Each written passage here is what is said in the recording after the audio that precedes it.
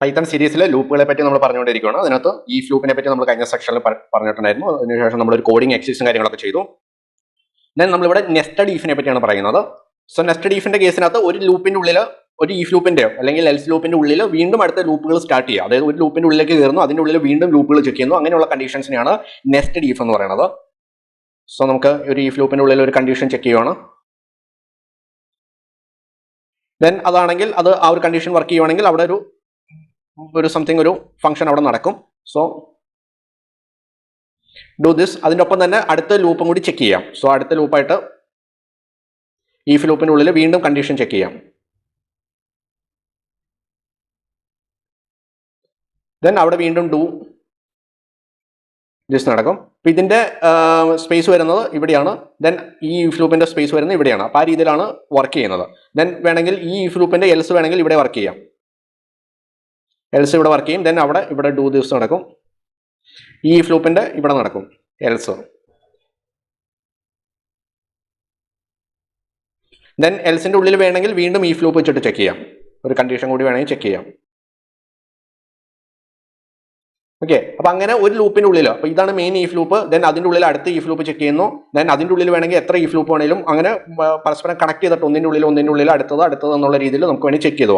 ഇപ്പൊ real condition ഒരു example പറയുവാണെങ്കിൽ, ഇപ്പോൾ സൂപ്പർ മാർക്കറ്റിൽ പോകുന്നു എന്ന് ചോദിക്കുന്നു. ദെൻ എസ് ആണെങ്കിൽ സൂപ്പർ മാർക്കറ്റിലേക്ക് പോകുന്നു. ദെൻ അതിൻ്റെ ഉള്ളിൽ വീണ്ടും ഈഫ് ലൂപ്പായിട്ട് ചോദിക്കുന്നു, അവിടെ നിന്ന് എന്തെങ്കിലും മേടിക്കുന്നുണ്ടോ എന്ന് ചോദിക്കുന്നു. ദെൻ അത് എസ് ആണെങ്കിൽ അടുത്ത സ്റ്റേറ്റ്മെന്റിലേക്ക് പോകുന്നു. ദെൻ അവിടെ ഇപ്പോൾ ഒരു ഐസ്ക്രീം മേടിക്കുന്നുണ്ടോ എന്ന് ചോദിക്കുന്നു, ഉണ്ടെന്ന് പറയുന്നു. ദെൻ അതിൻ്റെ ഉള്ളിലേക്ക് പോകുന്നു. ദെൻ ഒരു മാംഗോ ഐസ്ക്രീം ആണോ മേടിക്കുന്നതെന്ന് ചോദിക്കുന്നു.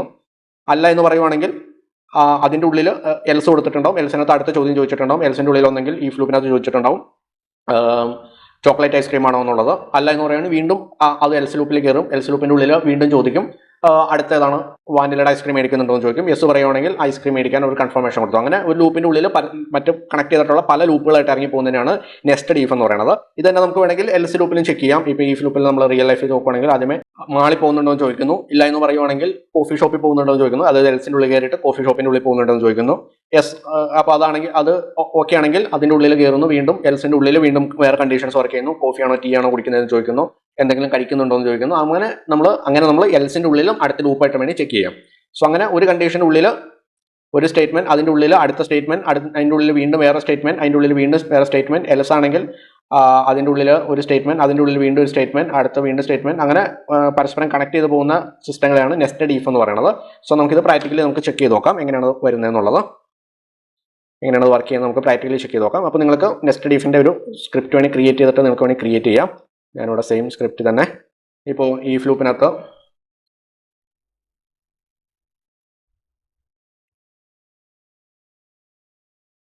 സീക്വൽ ഞാൻ ഇൻറ്റീജറിലേക്ക് കൺവേർട്ട് ചെയ്യുന്നു. ദെൻ അതിൻ്റെ ഉള്ളിൽ ഇൻപുട്ട് ഫംഗ്ഷൻ യൂസ് ചെയ്തിട്ട് എൻ്റർ 1 എന്ന് പറയുന്നു. സോ ഇനി നമുക്ക് ഈഫ് ലൂപ്പിനുള്ളിൽ ചെക്ക് ചെയ്യാം. നമ്പർ സീക്വൽ ടു 1 ആണോ എന്ന് ചെക്ക് ചെയ്യാം. അങ്ങനെയാണെങ്കിൽ എന്ത് ചെയ്യാം, പ്രിന്റ് ഫംഗ്ഷൻ യൂസ് ചെയ്തിട്ട് പറയാം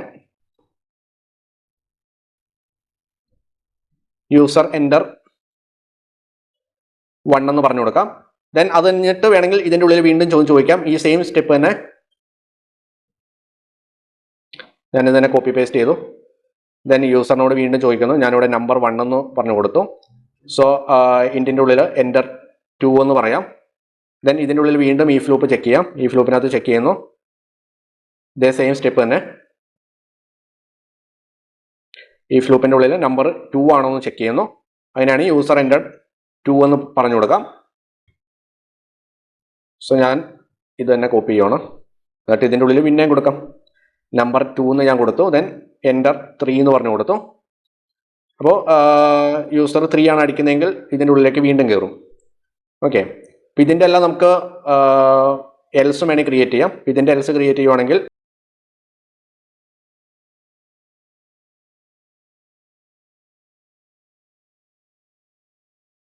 യൂസർ എൻ്റർ റോങ് വാല്യൂ എന്നുള്ള രീതിയിൽ കൊടുത്തു. ദെൻ ഇതിൻ്റെ എൽസ് ഇപ്പോൾ നമുക്ക് ഒരെണ്ണത്തിൻ്റെ ഇതിൻ്റെ മാത്രം എൽസ് കൊടുത്താൽ മതിയെങ്കിൽ ഇവിടെ ഒരു ലൈൻ കാണാൻ പറ്റും. ആ ലൈന് താഴെയായിട്ട് വേണമെങ്കിൽ കൊടുക്കാം. അതിന് ഫസ്റ്റത്തെ ഈഫ് ലൂപ്പിൻ്റെ ഉള്ളിലാണ് ചെക്ക് ചെയ്യേണ്ടതെങ്കിൽ അതിൻ്റെ ലൈന് താഴെ വന്നിട്ട് എൽസ് കൊടുക്കുക. ദെൻ അതിൻ്റെ ഉള്ളിൽ ചെക്ക് ചെയ്യുക. സെയിം തന്നെ വേണമെങ്കിൽ കോപ്പി പേസ്റ്റ് ചെയ്യാം.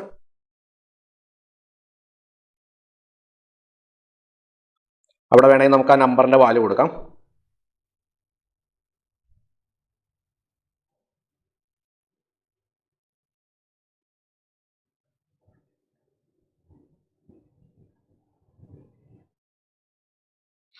സോ ഇതിൻ്റെ ഉള്ളിൽ ഇപ്പോൾ റോങ് ആയിട്ടുള്ള ഒരു വാല്യൂ ആണ് ചെക്ക് ചെയ്യുന്നതെങ്കിൽ വീണ്ടും നമുക്ക് വേണമെങ്കിൽ ഇത് കൊടുക്കാം. ഇത് തന്നെ കോപ്പി ചെയ്തിട്ട് വേണമെങ്കിൽ ഇതിൻ്റെ ഉള്ളിൽ കൊടുക്കാം. അപ്പോൾ ഈ യൂസർ ആദ്യം അടിച്ചു കൊടുക്കുന്ന ഒന്നാണെങ്കിൽ ഇതിൻ്റെ ഉള്ളിലേക്ക് കയറും, ഒന്നല്ല എങ്കിൽ ഈ എൽസിൻ്റെ ഉള്ളിലേക്ക് കയറും. എന്നിട്ട് വീണ്ടും അടുത്ത ഈ സെയിം സ്റ്റെപ്പുകൾ തന്നെ ഇതിൻ്റെ ഉള്ളിൽ നമുക്ക് കൊടുക്കാം.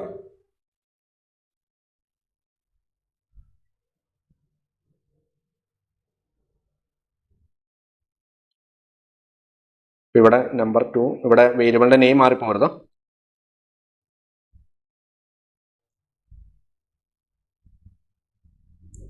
ഓക്കെ, ഞാനിത് റൺ ചെയ്ത് നോക്കണം.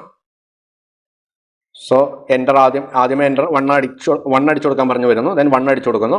അപ്പോൾ യൂസർ എൻ്റർ 1 എന്നുള്ള രീതിയിൽ മെസ്സേജ് വന്നു. ദെൻ എൻ്റർ 2 അടിച്ചു കൊടുക്കാൻ പറഞ്ഞു വരുന്നു. 2 അടിച്ച് കഴിയുമ്പോൾ അതിൻ്റെ ഉള്ളിലേക്ക് വീണ്ടും കയറുന്നു. ദെൻ ഇവിടെ മെസ്സേജ് ഇതാണ് വന്നത്, 3 ആണ് അടിച്ചു കൊടുക്കേണ്ടത്. ഓക്കെ, അത് ഫിനിഷായി. ഇവിടെ ഞാൻ 2 ആണ് കൊടുത്തത്, ഇവിടെ നമുക്ക് 3 ആണ് വേണ്ടത്. അല്ല, ഇവിടെ 2. ഓക്കെ ഓക്കെ, കുഴപ്പമില്ല. ഓക്കെ, നമുക്കൊന്നും കൂടി റൺ ചെയ്യാം. അപ്പോൾ ആദ്യമേ എൻ്റർ 1 അടിച്ചു കൊടുക്കാൻ പറഞ്ഞു വന്നിട്ടുണ്ട്. ഞാൻ 1 കൊടുക്കുന്നില്ല, ഞാനിവിടെ ഒരു 7 കൊടുക്കുകയാണ്. 7 കൊടുത്തു കഴിയുമ്പോൾ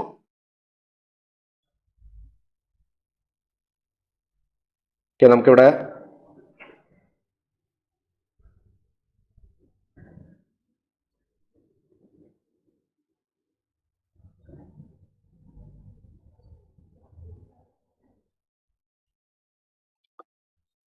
സോ ഒരു ടൈപ്പറാണ് വന്നതാണ്, സ്ട്രിങ് കൺവേർട്ട് അല്ല എന്ന് പറഞ്ഞുകൊണ്ട്. സോ നമുക്കിവിടെ പ്ലസ് മാറ്റിയിട്ട് കോമ ഇട്ട് കൊടുക്കാം. അപ്പോൾ ഓട്ടോമാറ്റിക്കലി കൺവേർട്ട് ആയിക്കോളും. സോ ഒന്നും കൂടി റൺ ചെയ്യാം. സോ ഞാനിവിടെ എൻ്റർ 1 ഞാൻ 7 കൊടുത്തു, 1 അല്ലാത്തൊരു വാല്യൂ കൊടുത്തു.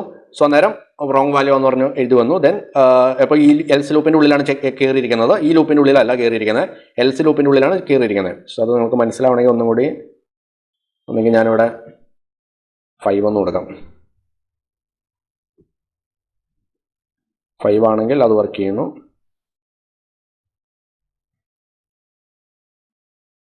5 വർക്ക് ചെയ്യുന്നത് എൽസ് ലൂപ്പിൻ്റെ ഉള്ളിലാണ്. അപ്പോൾ ഞാനിവിടെ 7 അടിച്ചു കൊടുക്കുന്നു. 7 അടിക്കുമ്പോൾ ഈ എൽസ് ലൂപ്പിൻ്റെ ഉള്ളിൽ കയറി. അപ്പോൾ ആദ്യമേ 5 അടിക്കാൻ പറയുന്നു. ദെൻ ഇവിടെ 5 അടിക്കുന്നു. 5 അടിക്കുമ്പോൾ വീണ്ടും അടുത്ത ലൂപ്പിൻ്റെ ഉള്ളിലേക്ക് കയറി അവിടെ 3 അടിക്കാൻ പറയുന്നു. സോ 3 അടിച്ച് കഴിയുമ്പോൾ ആ പ്രോഗ്രാം ഓൾറെഡി ഡൺ ആവുന്നു. അപ്പോൾ ആ രീതിയിൽ മൾട്ടിപ്പിൾ ആയിട്ടുള്ള ഈഫും എൽസും വെച്ചിട്ട് നമ്മൾ ഒരു ലൂപ്പിൻ്റെ ഉള്ളിൽ അടുത്ത ലൂപ്പായിട്ട് വർക്ക് ചെയ്യുന്ന സിസ്റ്റത്തെയാണ് നെസ്റ്റഡ് ഈഫ് എന്ന് പറയുന്നത്. സോ അതിൻ്റെ ഒരു പ്രോബ്ലമാറ്റിക് ആയിട്ടുള്ള ഒരു കാര്യങ്ങളാണ് വന്നത്. സോ നമുക്ക് ഇതൊക്കെ ഫ്യൂച്ചറിൽ നമുക്ക് ഒരുപാട് പ്രോഗ്രാമിലൊക്കെ നമുക്ക് യൂസ് ചെയ്യേണ്ട ഒരു ലൂപ്പിംഗ് സിസ്റ്റമാണ്, അല്ലെങ്കിൽ കണ്ടീഷൻ സ്റ്റേറ്റ്മെൻറ്റ് സിസ്റ്റമാണ് ഇതിനകത്ത് വരുന്നത്. സോ ഇതാണ് നെസ്റ്റഡ് ഈഫ് എന്ന് പറയുന്നത്. സോ നമുക്ക് അടുത്ത സെക്ഷനിൽ അടുത്തൊരു ടോപ്പിക്കായിട്ട് കാണാം. Bye bye.